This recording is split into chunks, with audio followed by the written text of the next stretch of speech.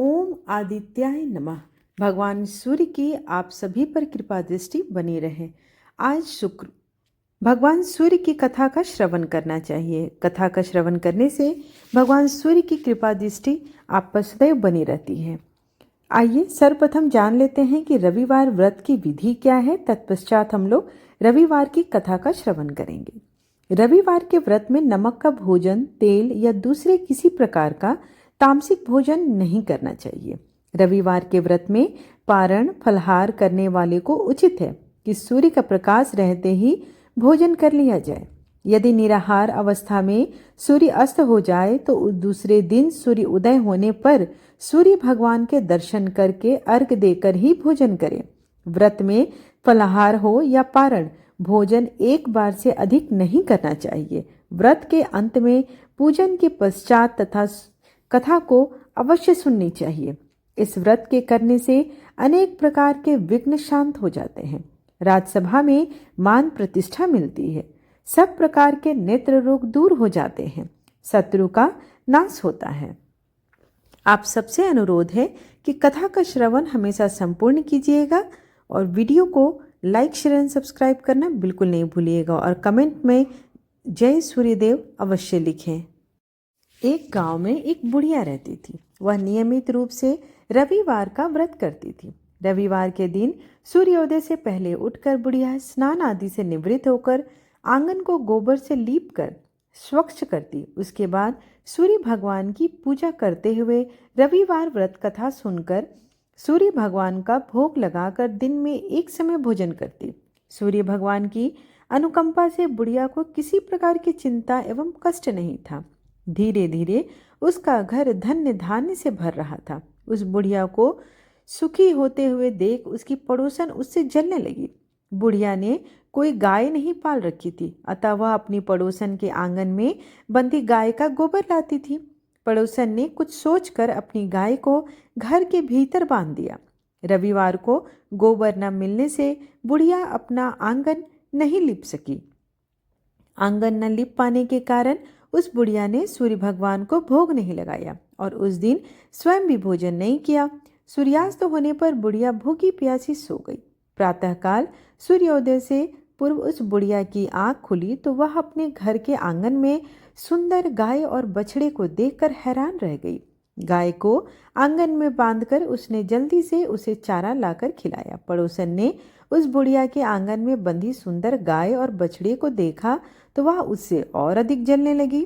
तभी गाय ने सोने का गोबर दिया। गोबर को देखते ही पड़ोसन की आंखें फटी रह गई। पड़ोसन ने उस बुढ़िया को आसपास न पाकर तुरंत उस गोबर को उठाया और अपने घर ले आई तथा अपनी गाय का गोबर वहां रख आई। सोने के गोबर से पड़ोसन कुछ ही दिनों में धनवान हो गई। गाय प्रतिदिन सूर्योदय से पूर्व सोने का गोबर किया करती थी और बुढ़िया के उठने के पहले पड़ोसन उस गोबर को उठाकर ले जाती थी। बहुत दिनों तक बुढ़िया को सोने के गोबर के बारे में कुछ भी पता नहीं चला। बुढ़िया पहले की तरह हर रविवार को भगवान सूर्यदेव का व्रत करती रही और कथा सुनती रही। लेकिन सूर्यदेव भगवान को जब पड़ोसन की चालाकी का पता चला तो उन्होंने तेज आंधी चलाई। आंधी का प्रकोप देखकर बुढ़िया ने गाय को घर के भीतर में बांध दिया। सुबह उठकर बुढ़िया ने सोने का गोबर देखा। उसे बड़ा आश्चर्य हुआ। उस दिन के बाद बुढ़िया गाय को घर के भीतर बांधने लगी। सोने के गोबर से बुढ़िया कुछ ही दिनों में धनवान हो गई। उस बुढ़िया के धनी होने से पड़ोसन बुरी तरह से जल भूनकर राख हो गया और उसके अपने पति को समझा बुझाकर उसने नगर के राजा के पास भेज दिया। सुंदर गाय को देखकर राजा बहुत खुश हुआ। सुबह जब राजा के सोने का गोबर देखा तो उसको आश्चर्य का ठिकाना न रहा। उधर सूर्यदेव भगवान को भूखी प्यासी बुढ़िया को इस तरह प्रार्थना करते देख उस पर बहुत करुणा आ गई। उसी रात सूर्य भगवान ने राजा को स्वप्न में कहा, राजन, बुढ़िया की गाय व बछड़ा तुरंत लौटा दो, नहीं तो तुम पर विपत्तियों का पहाड़ टूटेगा, तुम्हारा महल नष्ट हो जाएगा। सूर्य भगवान के स्वप्न से बुरी तरह से भयभीत राजा ने प्रातः उठते ही गाय और बछड़ा बुढ़िया को लौटा दिया। राजा ने बहुत सा धन देकर बुढ़िया से अपनी गलती के लिए पड़ोसन और उसके पति को उनकी इस दुष्टता के लिए दंड दिया। फिर राजा ने पूरे राज्य में घोषणा कराई कि सभी स्त्री पुरुष रविवार का व्रत किया करें। रविवार का व्रत करने से सभी लोगों के घर धन्य धान्य से भर गई। राजतय में चारों ओर खुशहाली छा गई। स्त्री पुरुष सुखी जीवन यापन करने लगे तथा सभी लोगों के शारीरिक कष्ट भी दूर हो गए।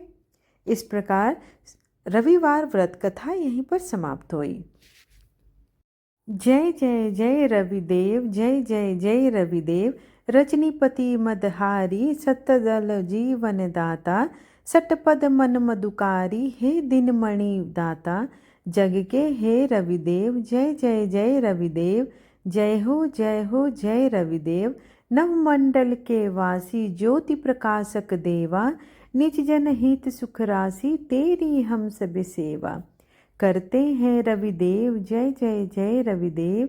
जय जय जय रविदेव जी, जय हो जय रविदेव। कनक बदन मन मोहित, रुचिर प्रभा प्यारी। निज मंडल से मंडित, अजर अमर छवि न्यारी। हे सुरवर रविदेव, जय जय रविदेव, जय जय रविदेव, जय जय रविदेव। को करने से मनुष्य को मोक्ष प्राप्ति होती है, स्त्रियों का बांझपन दूर होता है, समस्त पापों का नाश होता है और सबसे श्रेष्ठ कर धन, यश, मान और कीर्ति तथा आरोग्यता भी प्राप्त होती है। तो भगवान सूर्य देव को रविवार के दिन अवश्य पूजा करें, उन्हें अर्घ दें। आज की कथा और आरती आपको अच्छी लगी हो, वीडियो अच्छी लगी तो लाइक, शेयर एंड सब्सक्राइब करना बिल्कुल ना भूलें और कमेंट में जय सूर्यदेव लिखना बिल्कुल ना भूलें। धन्यवाद।